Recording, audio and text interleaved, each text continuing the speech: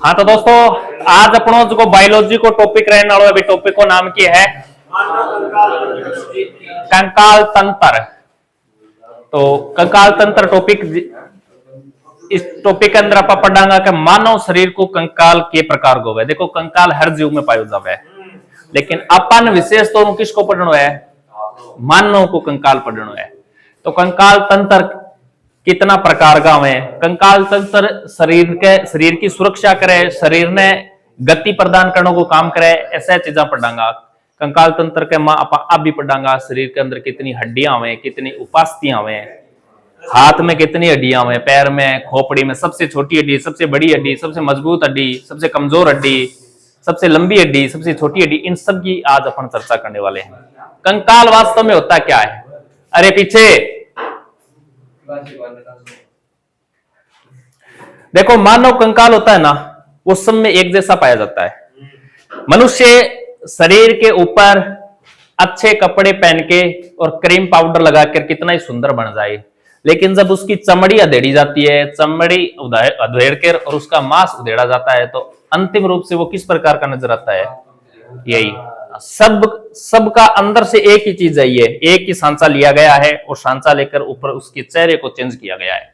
इस धरती पर जितने भी मनुष्य है ना, इनके अंदर क्या है? ये एक ही सिस्टम है। हाँ, एक ही है, इसे कंकाल कहा जाता है। और इसके ऊपर क्या किया गया है? मांस को लेपा गया। जिस प्रकार मकान के ऊपर अपन ये सीमेंट बजरी का नहीं लगाते हैं क्या?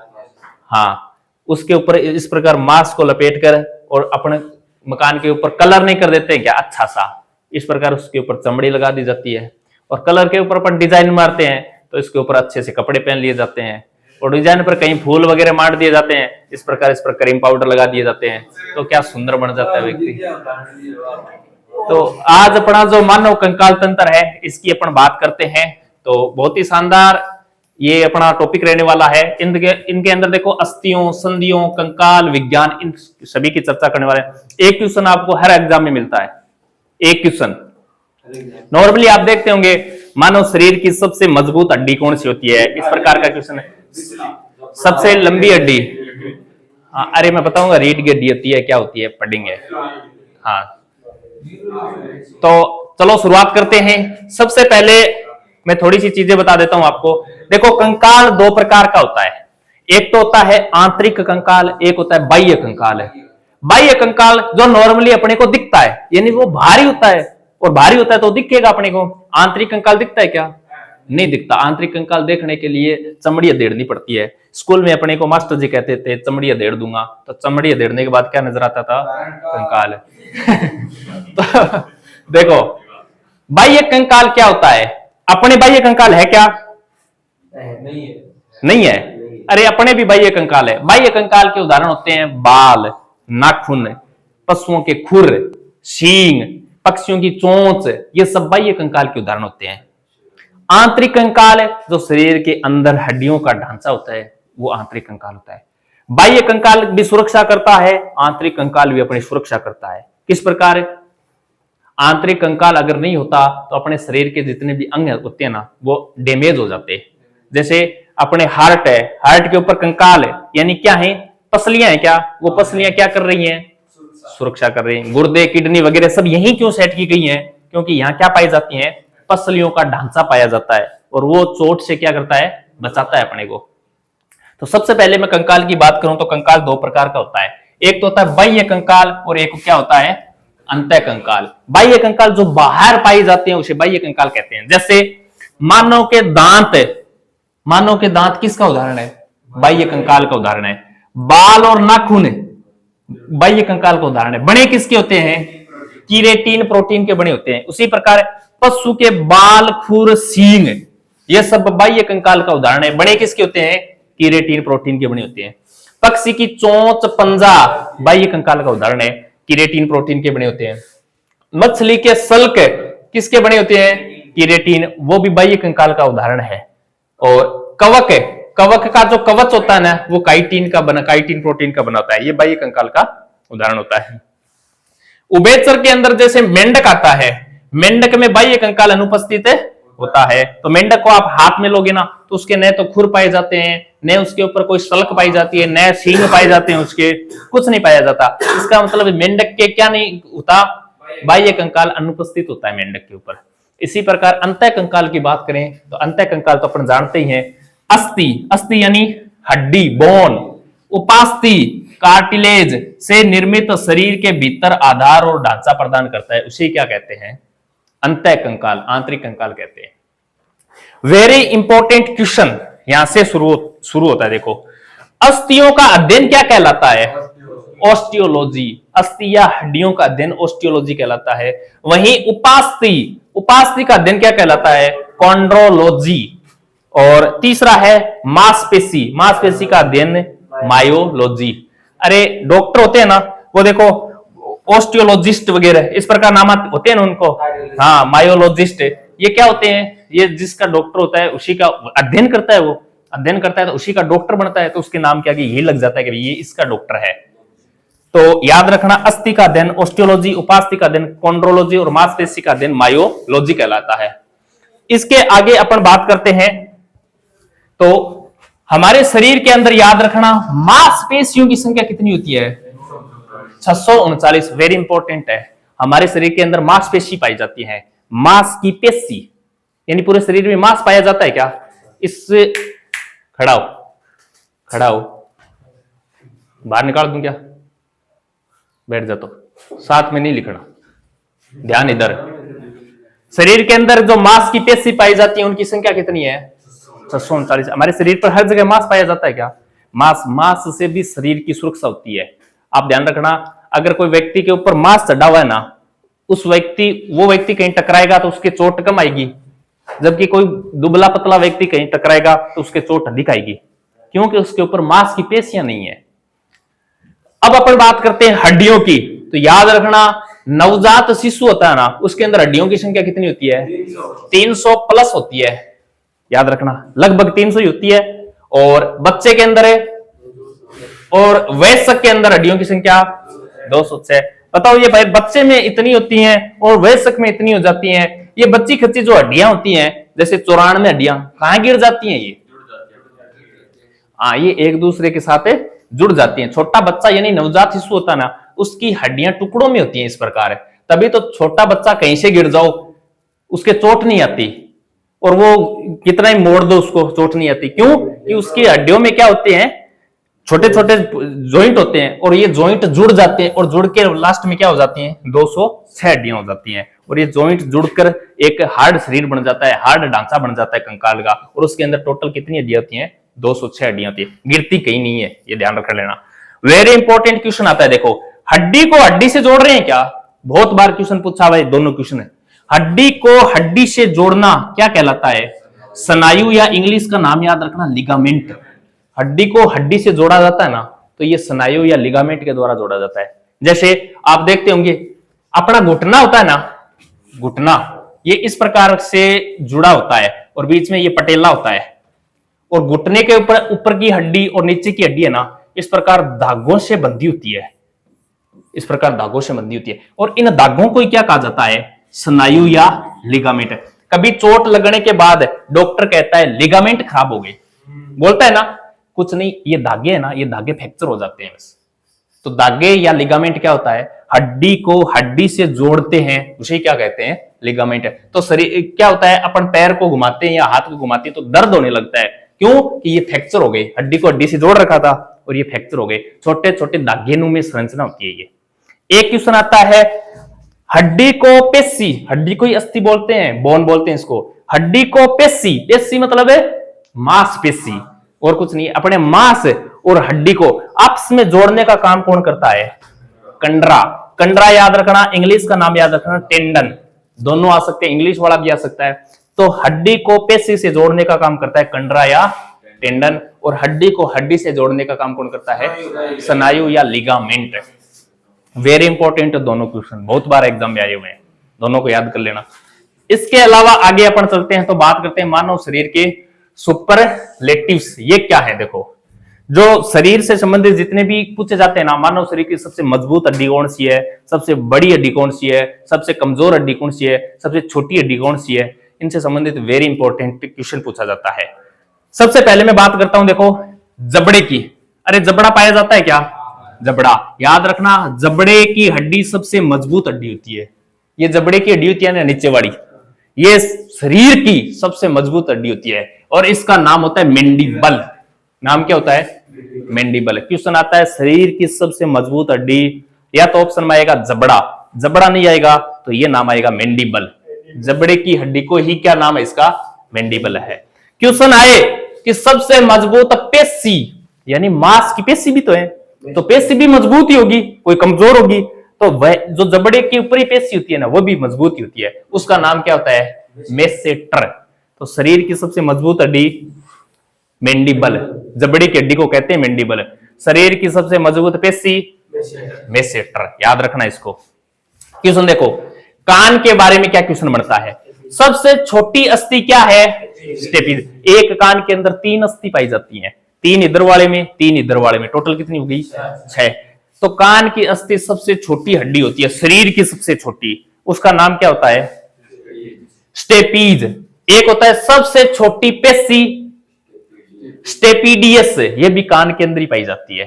तो सबसे मजबूत जबड़े वाला है और सबसे छोटी कान वाला है, याद रखना, वेरी इंपॉर्टेंट है, आए हुए क्वेश्चन है। आगे बात करते हैं गले की। गले के अंदर देखो स्वतंत्र अस्थि होइड, ये गले के अंदर एक हड्डी पाई जाती है जो स्वतंत्र अस्थि होती है, एकदम स्वतंत्र होती है, ये किसी से यानी इसको अपन घुमा सकते हैं ना, तो ये स्वतंत्र पाई जाती है जिसका नाम होता है होइड। एक होती है कोलर या सुंदर अस्थि से कहा जाता है, ये होती है क्लेविकल। क्लेविकल ये अपनी जो अस्थि यहां से नजर आ रही है ना अपने को, देखो ये इसे कहते हैं कोलर या सुंदर अस्थि, क्लेविकल। तो ये गले से संबंधित क्वेश्चन बनता है। हृदय और आंख से संबंधित है, हृदय और आंख से संबंधित पेशी का क्वेश्चन बनता है। किस प्रकार? एक तो सबसे व्यस्त पेशी और एक सबसे एक्टिव पेशी कौन सी होती है? देखो सबसे व्यस्त पेशी कौन सी होती है? कार्डियक। कार्डियक पेशी कहां पाई जाती है? हृदय, हृदय के अंदर पाई जाती है, जो सबसे व्यस्त होती है, यानी दिन रात काम करती है। एक होती है हाँ हृदय के अंदर, अरे आंख के अंदर होती है वो अलग होती है। आंख के अंदर होती है सबसे सक्रिय पेशी और उसका नाम क्या है? आइरिस। क्वेश्चन आए ना सबसे सक्रिय या एक्टिव पेशी कौन सी है? तो आंख वाली पेशी आइरिस है। जबकि सबसे व्यस्तम पेशी पूछे तो कार्डियक, जो हृदय की पेशी को कहते हैं। जांग से संबंधित क्वेश्चन भी आपने पढ़ा होगा बहुत बार। सबसे लंबी अस्थि हिमर कहां पाई जाती है? ये जांग में पाई जाती है। सबसे लंबी पेशी सार्टोरियस, ये भी यहीं पाई जाती है। इसके अलावा पैर की बात करते हैं, सर्वाधिक वजन सहने वाली अस्थि कौन सी है? टीबिया, यहाँ पैर में पाई जाती है टीबिया। सर्वाधिक वजन सहन करने वाली अस्थि होती है टीबिया। आप देखना पैर के ऊपर से कभी गाड़ी निकल जाती है तो भी पैर इतना फ्रैक्चर नहीं होता है, वो यहां से निकलनी चाहिए, क्योंकि ये क्या होती है? सबसे वजन सहन करने वाली अस्थि होती है ये टीबिया। तो ये वेरी इंपॉर्टेंट चार्ट है ये।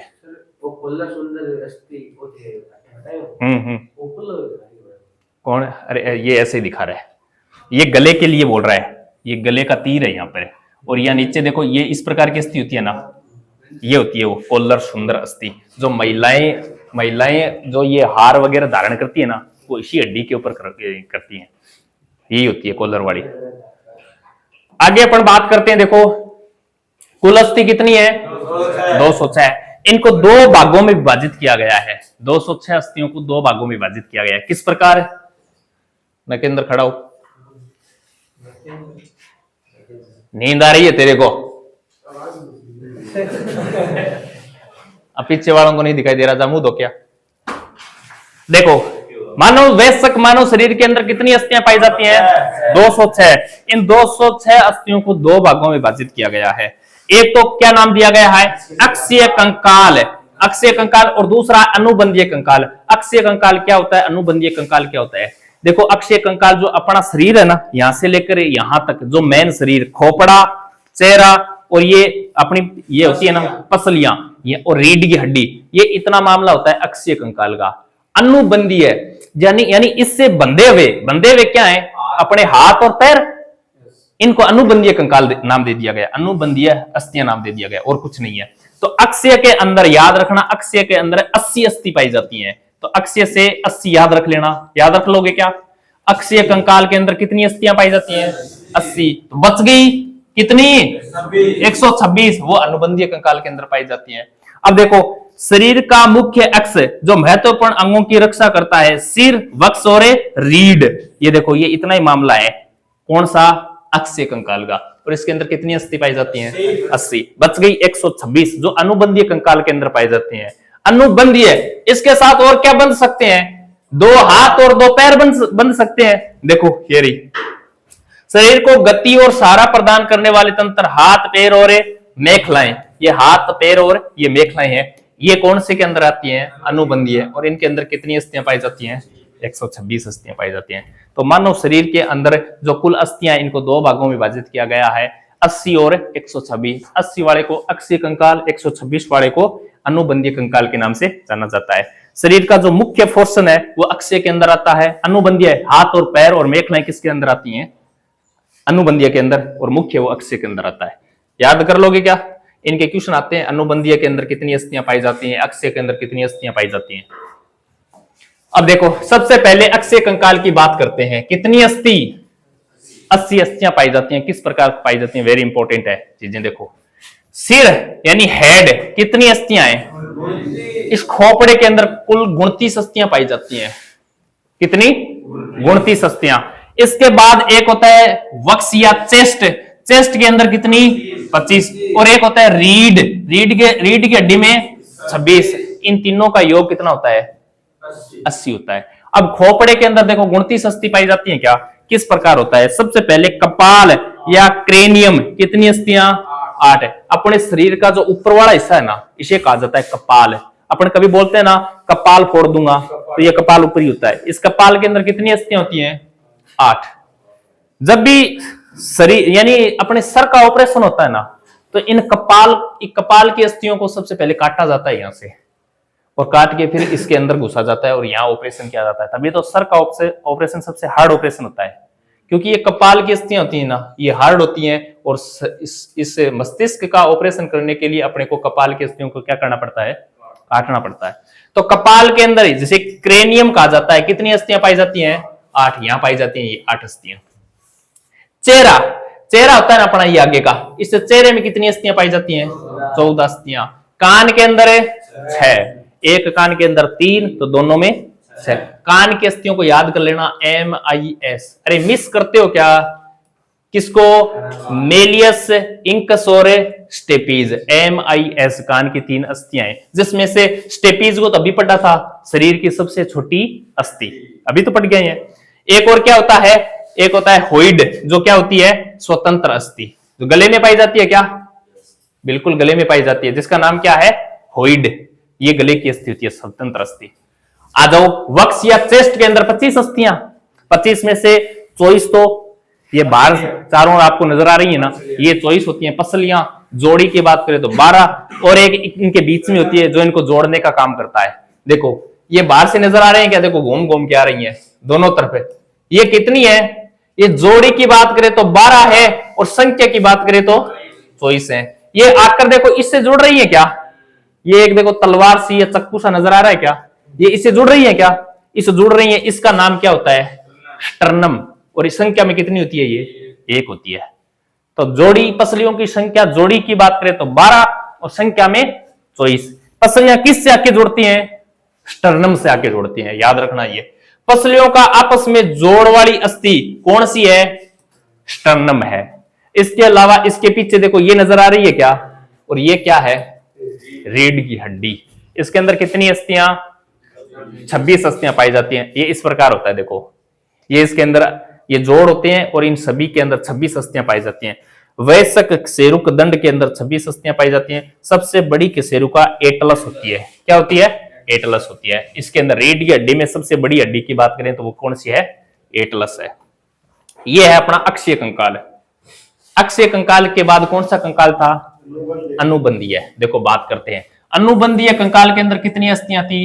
126। मुख्य रूप से ये हाथ और पैरों की अस्थियां हैं। ये हाथ है क्या अपना? हाथ के अंदर कितनी होती हैं?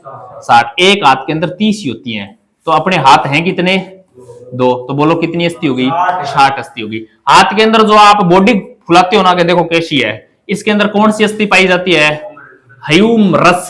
कौन सी अस्थि? ह्यूमरस अस्थि पाई जाती है। ये ह्यूमरस अस्थि के नीचे हाथ के अंदर 2 अस्थि पाई जाती हैं। जो बचपन में लगभग क्या टूट जाती हैं। अरे बचपन में हाथ टूटता है ना, तो हाथ की इन दो अस्थियों में से एक अस्थि टूटती है, और वो कौन सी होती है? रेडियस और अल्ना। ये दो अस्थि हैं। देखो बचपन में देखना बच्चों के हाथ अधिकतर यहां से टूटता है, तो ये रेडियस और अल्ना। ह्यूमरस ये होती है, रेडियस और अल्ना यहाँ दो पाई जाती हैं। इसके बाद ये देखो यहाँ नजर आ रहा है क्या आपको? ये होती है कार्पल्स, कलाई, 8 अस्थि। अपने बोलते हैं ना मुहावरा, अंगुली पकड़ के कलाई पकड़ लेना, है ना? यही होती है वो कलाई। इसके अंदर कार्पल्स, इनको बोलते हैं कार्पल्स है। कलाई कितनी अस्थियां पाई जाती हैं? ये 8 अस्थियां पाई जाती हैं इस प्रकार। कलाई के बाद आती है हथेली। हथेली जिसे कहा जाता है मेटाकार्पल्स है। Carpals, metacarpals. हथेली के अंदर कितनी अस्थियां? 5 अस्थियां। योग करो, 5 और 8 है 13 और 2 15 और 1 बच गई कितनी? 14। टोटल तो 30 ही होती है एक हाथ में, 14 बच गई। 14 अस्थियां किस में पाई जाती हैं? अंगुलियों में पाई जाती हैं। 14 में से देखो ये आपको नजर आ रहे होंगे, ये 1 2 3 तीन तीन के भागों में विभाजित हो रही है क्या? तो कितनी अंगुलियां है ये? 4। 4 में 1 में 3 है, तो 4 में कितनी होगी? 12। फिर देखो ये अंगूठा, ये 2 जगह विभाजित होता है ना, तो इसके अंदर 2 ही हड्डियां होती हैं। 12 और 2 14। तो इन अंगुलियों में कितनी हड्डियां होती हैं? 14। ये हड्डी के अकॉर्डिंग ही है ये सलवटे, ठीक है ना? ऐसे नहीं सर गिनती करने के लिए बनाई होंगी, गिनती करने के लिए नहीं बनाई। तो 14 अंगुलियों में पाई जाती हैं। मेटाकार्पल्स, हथेली में 5 अस्थियां पाई जाती हैं। कार्पल्स ये कलाई है, इसके अंदर 8 है। रेडियस और अल्ना 2 ये पाई जाती हैं, 1 ह्यूमरस है। इस प्रकार एक हाथ के अंदर 30 अस्थियां पाई जाती हैं, तो 2 हाथ के अंदर 60 अस्थियां पाई जाती हैं। इसी प्रकार पैर के अंदर भी पाई जाती हैं, 30 और 30 से 60। ये अपना पैर है क्या? ये अपना पैर है। एक पैर के अंदर कितनी अस्थियां? तो 2 पैर के अंदर 60 अस्थियां। देखो किस प्रकार पाई जाती है। सबसे पहले कौन सी अस्थि है? फीमर, जो शरीर की सबसे लंबी हड्डी है। फीमर ये सबसे बड़ी हड्डी है। फीमर के बाद एक देखो आता है बीच बीच में गोल गोल, इसका नाम क्या है? पटेला। जो घुटना होता है ना अपना ढकनी सा, इसे इसका नाम क्या होता है? पटेला होता है। पटेले के नीचे सेम जिस प्रकार हाथ में 2 अस्थियां थी, ये थी रेडियस और अल्ना। इसे कहा जाता है टीबिया और फिबुला। क्वेश्चन ये आता है कि पैर, इन निम्न में से पैर की अस्थि नहीं है, तो 3 ऑप्शन ये देगा, ह्यूमरस, रेडियस, अल्ना। एक इनमें से दे देगा, या फिर पैर की अंगुली दे देगा। निम्न में से हाथ की अस्थि है, तो फीमर, टीबिया, फिबुला, इधर से नाम दे देगा रेडियस। तो ये याद रखने हैं सभी, मुख्य मुख्य हड्डियां याद रखनी है। ये नीचे वाली कोई नहीं पूछेगा, ये हाथ अंगुलियों वाली, इनके नाम सब के होते हैं, लेकिन ये मुख्य रूप से ये चीजें याद रखनी है आपको। तो फीमर सबसे बड़ी होगी। फिर पटेला यानी घुटना या गोल अस्थि कितनी होती है? एक पैर में तो एक ही होती है, किसी के 2 घुटने होते हैं क्या? एक पैर में नहीं होते। फिर टीबिया और फिबुला 2 ही अस्थि होती हैं। ये शरीर की सबसे सर्वाधिक वजन सहन करने वाली हड्डी होती है। इसके बाद टार्सल्स। टार्सल्स यानी ये कलाई, जिस प्रकार हाथ में कलाई होती है ना, उस प्रकार पैर में भी कलाई होती है। और इसके अंदर कितनी अस्थियां पाई जाती हैं? 7 है। इसके बाद मेटाटार्सल्स, हथेली, हाथ में हथेली होती है तो पैर में भी हथेली होती है। कितनी अस्थियां? 5 है। अब देखो यहां 7 है, यहां 8 थी क्या? वो एक कम कहां से ली गई? वो एक कम यहां आ गई। देखो ये इसका एक का पटेला बना दिया, यानी घुटना बना दिया। फिर नीचे सेम वही पैरों में जितनी इसमें होती है उतनी इसमें होती है। हो जाएंगे क्या? तो 60 और 60 कितनी अस्थियां हो गई? 120। बच गई कितनी? 6 और बच गई। उनकी बात करते हैं। देखो नहीं होता इजा, हाँ यहां नहीं होता है। देखो आगे बात कर। एक तो थी अंश मेखला, यानी कंधे की अस्थियां। अरे ये कंधा यहां कहीं तो जुड़ा ही होगा, इस अस्थि को बोलते हैं अंश मेखला। एक होता है, ये होता है कंधे की अस्थियां, जो दोनों देखो एक तरफ तो इधर होती है और एक इधर भी होती है। दोनों तरफ कंधे की अस्थियां, दोनों हाथ जुड़े होते हैं। 2 तो ये हो जाती हैं। और एक होता है श्रोणी मेखला, यानी कुल्ले की अस्थि। 4 यहां पाई जाती हैं। 4 प्लस 2 कितनी होगी टोटल? 6। ये 6 मेखलाएं पाई जाती हैं। 6 तो ये होती है 120 होती हैं। टोटल कितनी होगी? 126 है। तो अनुबंधीय कंकाल के अंदर 126 अस्थियां पाई जाती हैं। नॉर्मली इनके नाम वगैरह याद रखने हैं। क्वेश्चन आता है ना, वो आपके मोटा मोटी क्वेश्चन ये था, सबसे मजबूत हड्डी कौन सी है, बड़ी कौन सी है, क्या? हम्म आगे देखो क्वेश्चन आता है संधियां या जॉइंट।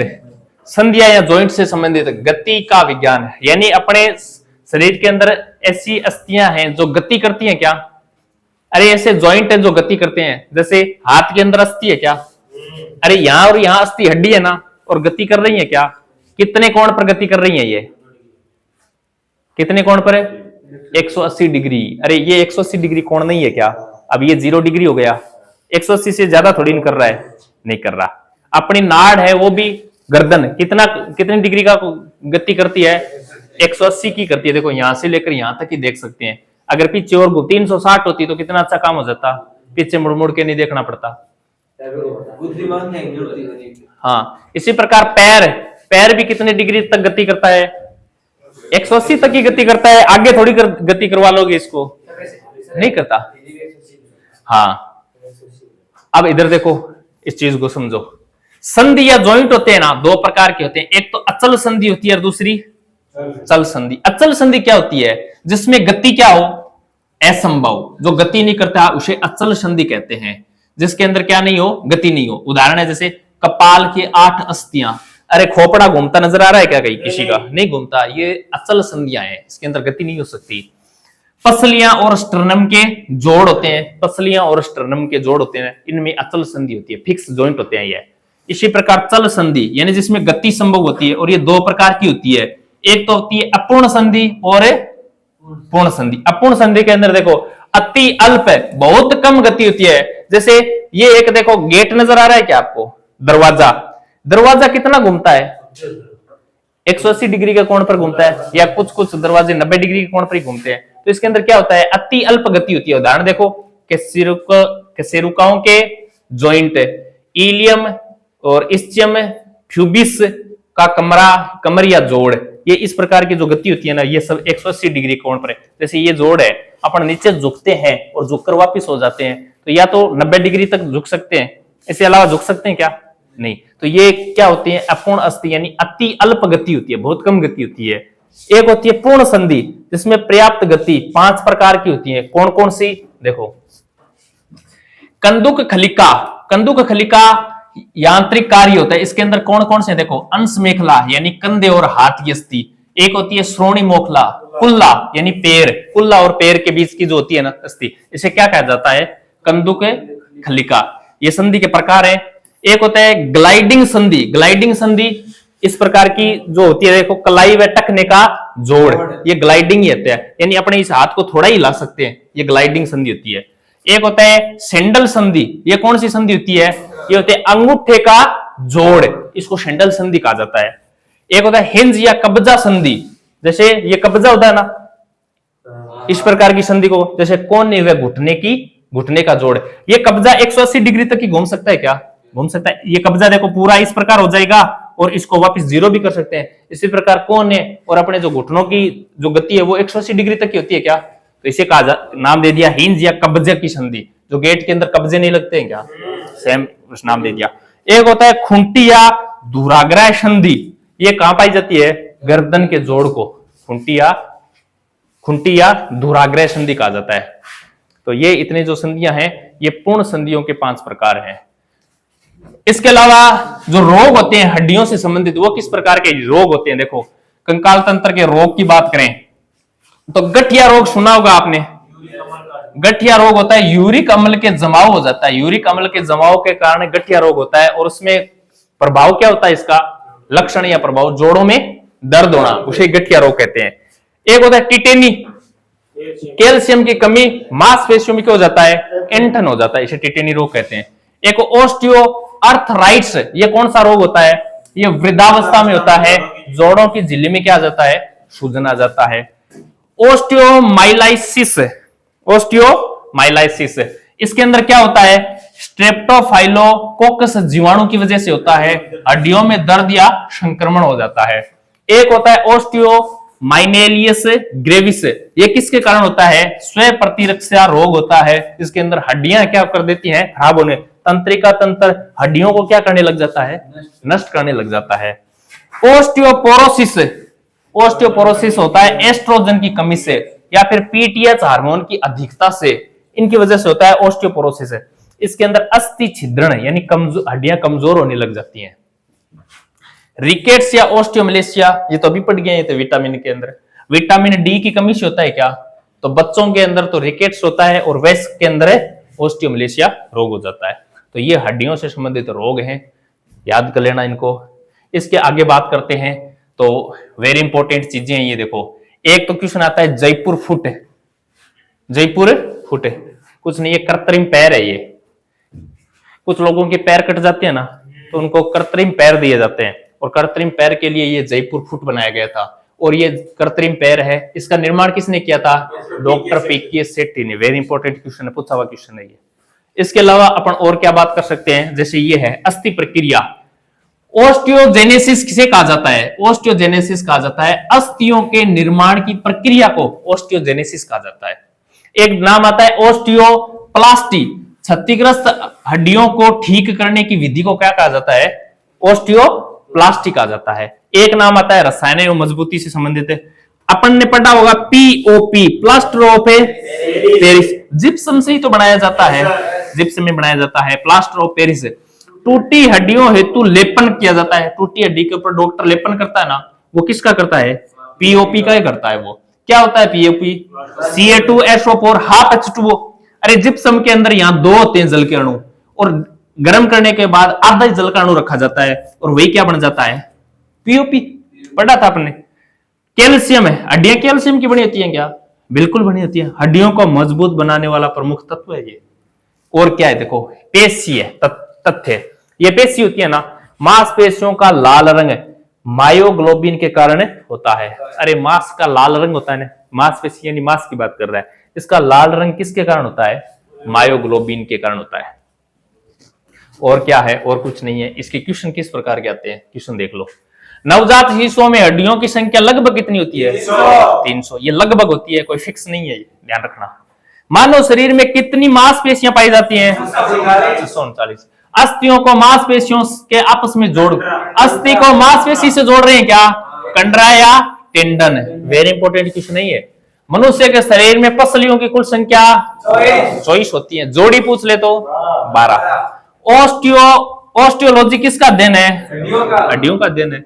अक्षीय कंकाल में अस्थियों की संख्या 80, अक्षियों 80 याद रख लेना इस प्रकार। हाँ, जो बच गई 206 में से घटा देना 80 को, 126 अनुबंध में।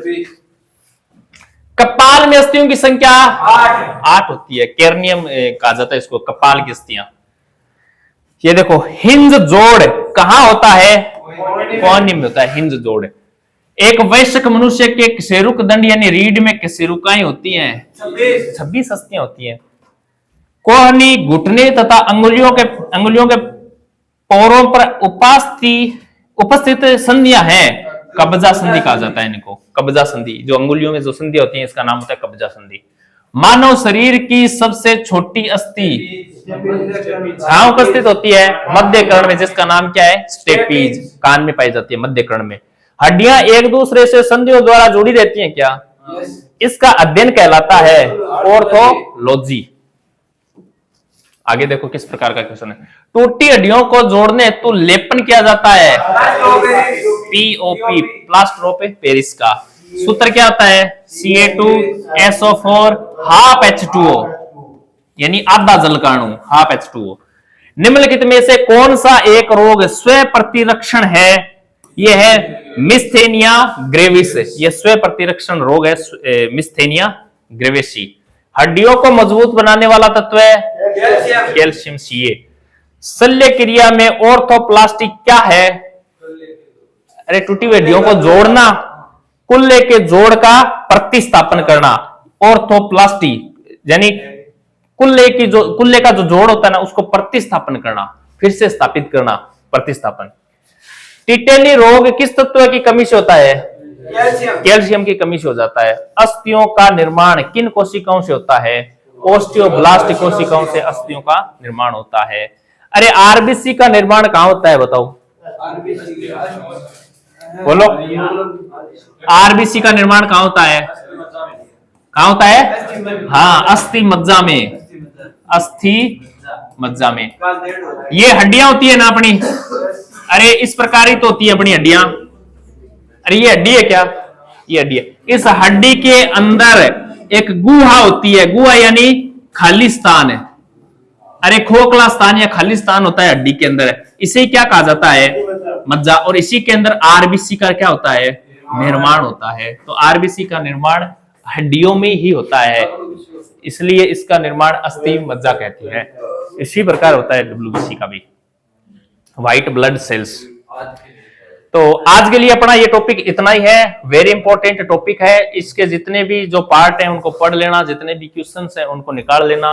ये पीडीएफ आपको टेलीग्राम पर मिल जाएगी। और वीडियो अच्छा लगे तो अपने दोस्तों को शेयर जरूर कर देना और चैनल को सब्सक्राइब कर देना। जय हिंद, जय भारत।